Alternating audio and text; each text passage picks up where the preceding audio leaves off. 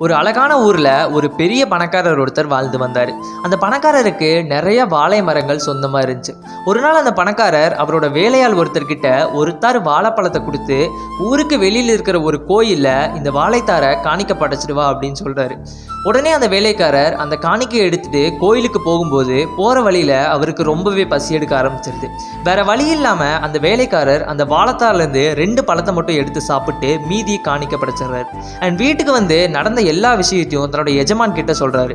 இதை கேட்டு ரொம்பவே ஆத்திரமடைஞ்ச எஜமான் அந்த வேலைக்காரரை பயங்கரமா திட்டி அனுப்பிச்சிடுறாரு. அண்ட் அன்னைக்கு ராத்திரி அந்த எஜமானுடைய கனவுல கடவுள் வந்து ஒரு விஷயத்த சொல்றாரு. நீ எனக்கு காணிக்கையா கொடுத்த அந்த 2 வாழைப்பழம் ரொம்பவே நல்லா இருந்துச்சு அப்படின்னு சொல்றாரு. அண்ட் உடனே எஜமான், நான் உங்களுக்கு ஒரு தார் வாழைப்பழத்தை கொடுத்தேன், ஆனா நீங்க 2 வாழைப்பழம் மட்டும் நல்லா இருந்துச்சுன்னு சொல்றீங்களே அப்படின்னு சொல்றாரு. அண்ட் உடனே கடவுள், நீ எனக்கு கொடுத்த அந்த ஒரு தார் வாழைப்பழத்தை நான் ஏத்துக்கல, ஆனா அந்த பசிக்குதுன்னு சொல்லி அந்த ஏழை வேலைக்காரன் சாப்பிட்ட அந்த 2 வாழைப்பழத்தை மட்டும் நான் ஏத்துக்கிட்டேன்னு சொன்னாராமா. அண்ட் இதுல இருந்து நம்ம தெரிஞ்சுக்க வேண்டியது என்னன்னா, கடவுள் வானத்திலேயோ இல்ல கோயில்லையோ கிடையாது, ஒவ்வொரு ஏழைகளுடைய ரூபத்திலையும் தான் கடவுள் வாழ்ந்து வராரு.